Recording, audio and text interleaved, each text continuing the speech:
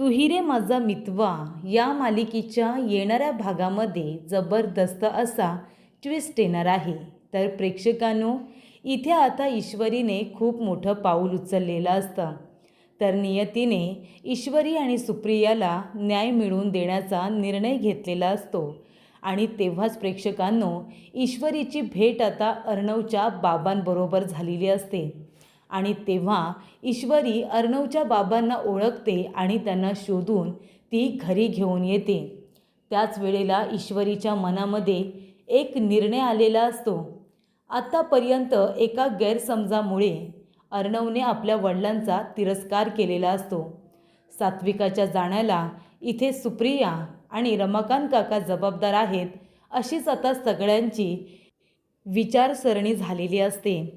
त्यामुळे त्या दोघांना न्याय मिळवून देण्यासाठी इथे ईश्वरी प्रयत्न करत असते. आणि म्हणूनच प्रेक्षकांनो, ईश्वरीने एकाच वेळी अर्णवसमोर इथे त्याच्या बाबांना आणि सुप्रियाला एकमेकांच्या समोर उभं करत खूप मोठा खुलासा केलेला असतो. आणि त्याचबरोबर प्रेक्षकांनो, इथे आता धुमाळ आणि सुप्रिया हे दोघेजण एकत्र येत खरी गुन्हेगार सुप्रिया असल्याचं सगळ्यांना सांगत ती गुन्हेगार असल्याचे पुरावे दिलेले असतात आणि वल्लरीला थेट जेलमध्ये पाठवलेले असते. तर येणाऱ्या भागामध्ये कशा पद्धतीने या गोष्टी पुढे घडत जातात आपण सविस्तरपणे बघूया. तर प्रेक्षकांनो, इथे आता ईश्वरी अंजली आणि बाळाला घरी घेऊन येण्याचा निर्णय घेते. ती अर्णवला म्हणते की डॉक्टरांनी तर डिस्चार्ज सांगितलं आहे, पण अंजलीताई बाळाला घेऊन यायलाच तयार नाही आहेत. कारण तिकडे राकेश म्हणतोय की मला काही आठवत नाही, मला काही आठवत नाही.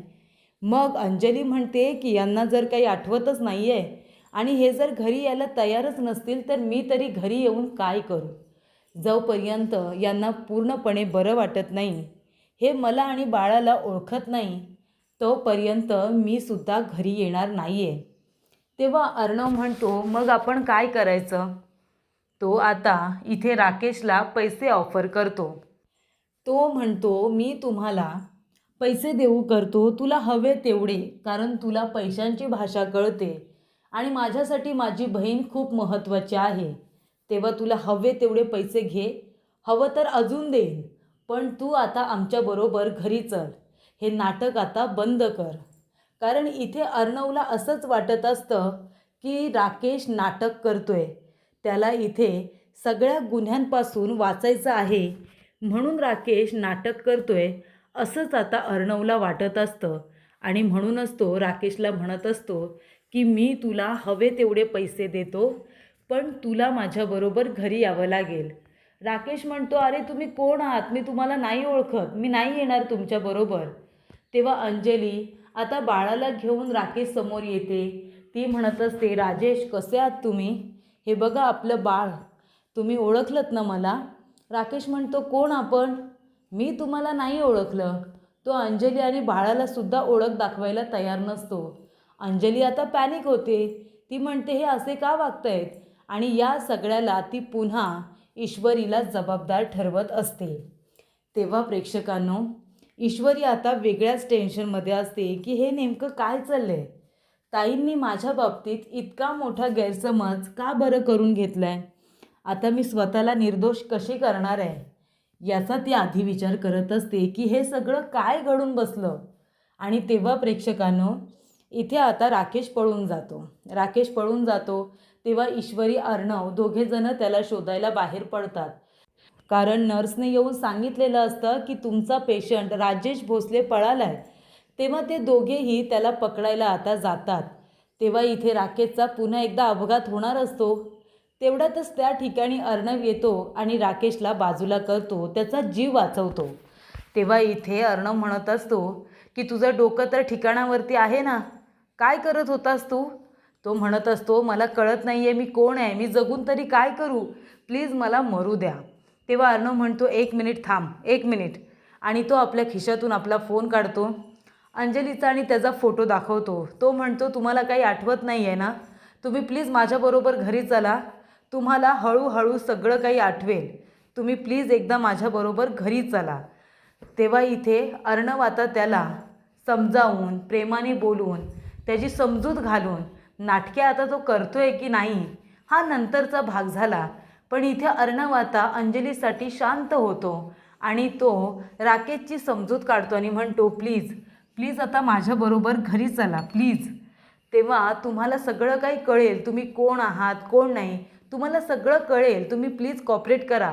तुमचा असाच अपघात झाला होता म्हणून तुमच्या डोक्याला हा मार लागलाय, हे सगळे टाके पडलेत, तुम्ही एकदा फक्त आम्हाला कॉपरेट करा. तेव्हा राकेश आता अंजली बरोबर यायला घरी तयार होतो. त्यानंतर अंजली बाळाला घेऊन राकेशला घेऊन सगळेजण घरी आलेले असतात.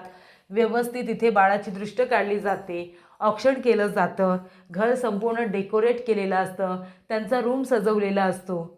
आणि त्यानंतर आता अंजली बाळाला घेऊन तिथे राहत असते. तेव्हा राकेश म्हणतो, एक मिनिट, तुम्ही बोललात की तुम्ही माझे नातेवाईक आहात, पण अजून मला काही आठवत नाही आहे, त्याच्यामुळे मी यांच्याबरोबर रूममध्ये नाही राहणार, मी दुसरीकडे राहणार, ॲज अ गेस्ट म्हणून राहणार. हे जर तुम्हाला मान्य असेल तर ठीक आहे. अर्णव म्हणतो, काही हरकत नाही, आम्हाला मान्य आहे, तुम्ही एका दुसऱ्या रूममध्ये राहू दे, त्यांना गेस्ट रूममध्ये शिफ्ट करा असं अर्णवने सांगितलेलं असतं, गेस्ट रूम दाखवायला सांगितलेलं असतं. तर अशा रीतीने आता अंजली थोडी शांत झालेली असते, कारण राकेशला जरी काही आठवत नाही आहे तरी त्याला घरी आणण्यामध्ये अर्णव सक्सेसफुल झालेला असतो. तेव्हा प्रेक्षकांनो, इथे आता रामनवमी आलेली असते. त्या निमित्ताने ईश्वरी मंदिरामध्ये गेलेली असते पाया पडायला. तेव्हा काही इथे लोक असतात, भक्तगण असतात, ते आता जय श्रीराम असं म्हणत म्हणत त्या लोकांची आता रॅली जात असते. आणि तेव्हा प्रेक्षकांनो, त्यांच्यामधून आता ईश्वरी छान अशी स्माईल करत येत असते. इथे आता जय श्रीरामचा जयघोष सुरू असतो आणि त्याच्यामधून ईश्वरी येत असताना एका भाविकाला तिचा धक्का लागतो. तेव्हा ती सॉरी असं म्हणते आणि त्यांच्याकडे बघते. तेव्हा तिला असं वाटतं की यांना मी कुठे बघितलं आहे का. तेव्हा प्रेक्षकांनो, इथे आता ती सॉरी म्हणून पुढे जाणार, तेवढ्यातच ते काकासुद्धा पुढे निघून गेलेले असतात. तेव्हा ईश्वरी म्हणते, ह्या बाबांना मी कुठे बघितलं आहे. ते आता पुन्हा धावत पडत त्यांच्याकडे जाते आणि त्यांना म्हणते, एक मिनिट काका, मी तुम्हाला कुठे बघितलं आहे का, तुम्ही ते. तेव्हा इथे काका म्हणतात की तुम्ही काय आम्ही काय, आपल्याला सगळ्यांनीच देवाने बनवलं आहे, निसर्गाने बनवलं आहे, त्यामुळे इथे आता असं म्हणून ते तिथून निघून जातात. तिच्या हातामध्ये एक गोंड्याचं फूल देतात आणि म्हणतात की तुझ्या सगळ्या इच्छा पूर्ण होतील, तुला हवंय ते मिळेल. आणि ते तिथून निघून गेल्यानंतर ईश्वरीला आठवतं की ह्यांना कुठे बघितलं आहे, हे कोण आहेत. आणि तेव्हा तिला आठवतो सुप्रियाचा तो फोटो. तेव्हा ईश्वरी म्हणते, अच्छा, म्हणजे हे तर अर्णव सरांचे बाबा आहेत. तेव्हा प्रेक्षकांनो, तिला आता खूप आनंद झालेला असतो, पण ती लगेच त्यांना इकडे तिकडे शोधायला लागते. आणि तेव्हा प्रेक्षकांनो, ईश्वरी आता पूर्णपणे त्यांच्या मागे मागे जाते आणि शेवटीला त्यांना एका ठिकाणी ती पकडते.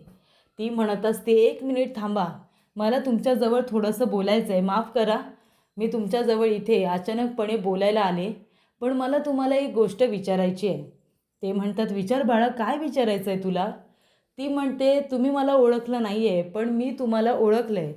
ते म्हणतात, हो का, ओळखलंस तर कोण आहे मी आणि कोण आहेस तू. तेव्हा इथे ईश्वरी म्हणते, तुमचं नाव आहे रमाकांत शिर्के, बरोबर ना, तुम्ही अर्णव सरांचे बाबा आहात. मी अर्णव सरांची बायको ईश्वरी अर्णव राजे शिर्के. तेव्हा इथे रमाकांत काकांना खूप मोठा धक्का बसतो. ईश्वरी म्हणते, चला माझ्याबरोबर घरी. ते म्हणतात की नाही, आता मी घरी वगैरे येणार नाही, माझा मार्ग आता हाच, मी आता घरी नाही येणार. तुला भूतकाळातल्या काही गोष्टी माहिती नसतील कदाचित, म्हणून तू इथे माझ्याजवळ बोलायला आलीस. ती म्हणते, मला सगळं काही माहिती आहे. आणि तेव्हा इथे ईश्वरी रमाकांत काकांना आता सगळी स्टोरी अगदी सगळी व्यवस्थितरित्या सांगते. सुप्रियाबाबतसुद्धा सांगते, तिच्या स्वतःबद्दलसुद्धा सांगते आणि कशा पद्धतीने अर्णवचा तिच्याबद्दल, रमाकांत काकांबद्दल, सुप्रियाबद्दल गैरसमज झाला आहे हे सुद्धा सांगते. धुमाळ कसा सापडला, ते पत्रकार कसे सापडत आहेत, या सगळ्याची आता तिने त्यांना ओळख करून दिलेली असते. ती म्हणते, काका प्लीज चला, मला माझ्या आईलासुद्धा निर्दोष सिद्ध करायचं आहे. ते म्हणतात, तुझी आई खरंच खूप चांगली होती, गुणी होती आणि तिची काही चूक नव्हती, ती फक्त माझ्याकडे इंटरव्ह्यूसाठी आली होती, प्रामाणिक मुलगी होती आणि तिलासुद्धा या प्रकरणामध्ये मुद्दामून फसवलं गेलं असं ते म्हणत असतात. तेव्हा ती म्हणते, हीच गोष्ट तुम्हाला अर्णव सरांसमोर येऊन सांगायची आहे, प्लीज नाही म्हणू नका. तेव्हा ते म्हणतात, बरं ठीक आहे चल. तेव्हा इथे ईश्वरी बाबांना घेऊन घरी आलेली असते आणि तिने आता सुप्रियाला सुद्धा घरीच बोलावलेलं असतं. तेव्हा ईश्वरी, रमाकांत काका आणि सुप्रिया या दोघांना आता अर्णवच्या समोर एकमेकांच्या समोर उभं करते आणि म्हणत असते की जे काही आहे ते शांतपणे ऐकून घ्या. अर्णव म्हणतो, हा माणूस इथे काय करतोय, याला आत्ताच्या आता इथून हकलून दे, मला याचं तोंड बघायचं नाही आहे.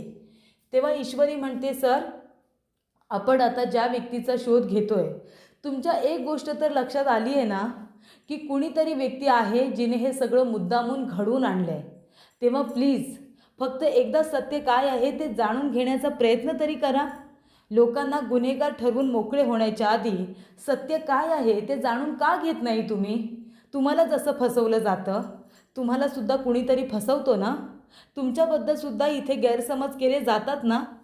तेव्हा इथे त्याला राकेशबद्दल आठवतं, त्याने कसं मुद्दामून अंजलीसमोर गैरसमज निर्माण केलेले आहेत की राकेश असं सगळ्यांसमोर आणतो की अर्णव माझ्याबरोबर नीट वागत नाही, अर्णव माझा राग करतो, तिरस्कार करतो आणि त्यामुळे त्यानेच हे गैरसमज पसरवले. तेव्हा ईश्वरी म्हणते, एकदा फक्त बाबांचं ऐकून घ्या. तेव्हा इथे रमाकांत काका म्हणतात, मला फक्त एवढंच सांगायचं आहे, तुम्ही लोक मला माफ करा, नका करू. मी आधीसुद्धा सांगितलं होतं आणि आत्तासुद्धा सांगतोय, मी सात्विकाला फसवलेलं नाही आहे, मी सात्विकाला काय कुणालाच फसवलेलं नाही आहे.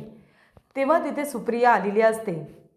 सुप्रिया म्हणते, सर तुम्ही इथे. तेव्हा इथे आता रमाकांत काका म्हणतात, ही मुलगी, हिला फक्त मी एकदा भेटलो होतो, गरीब मुलगी होती, तिला नोकरीची गरज होती. तेव्हा ती म्हणाली होती की सर मला फक्त नोकरीची गरज आहे, तुम्ही मला नोकरी देऊ शकता का? तेव्हा मी तिला म्हणालो होतो, तू इंटरव्ह्यूला ये, आपण तुझ्या नोकरीचं करू. तिला आता कुणी त्या हॉटेलच्या रूममध्ये पाठवलं काय मला काही माहिती नाही. माझ्यासमोर एक चहा आला होता, मी चहा घेतला, त्यानंतर चहा प्यायल्यानंतर ही मुलगी आली आणि तिचा इंटरव्ह्यू मी तिथे घेणार पण नव्हतो, तिला मी जायलाच सांगणार होतो की तू चुकीच्या पत्त्यावरती आली आहेस. तेवढ्यातच मला चक्कर आली आणि मी चक्कर येऊन खाली कोसळलो. नंतरचं मला काही आठवत नाही आहे. मग ते पत्रकार आले, त्यांनी ते फोटो काढले, त्या बिचारीची बदनामी केली, माझी बदनामी केली, सात्विकाने आमच्याबद्दल गैरसमज करून घेतला. हे सगळं कुणीतरी मुद्दामून घडून आणलं होतं. मला आणि सात्विकाला वेगळं करण्यासाठी ह्या मुलीला बळीचा बकरा बनवलं हे मात्र नक्की. हिची काहीही चूक नाही आहे, तुमची काही चूक नाही आहे. मला माहिती आहे ना, तुम्ही खूप चांगले आहात आणि माझ्या बायकोचा गैरसमज झाला होता हे मी मान्य करतो. तेव्हा इथे रमाकांत काका म्हणतात की अर्णव मला माहिती आहे ह्या तुझ्या सासू आहेत, मला ईश्वरीने सगळं काही सांगितलं आहे, पण तुझा माझ्यावरती राग आहे ना, मी काहीच बोलणार नाही, कारण आता मी कितीही सांगितलं तरी तू माझ्यावरती विश्वास नाही ठेवणार.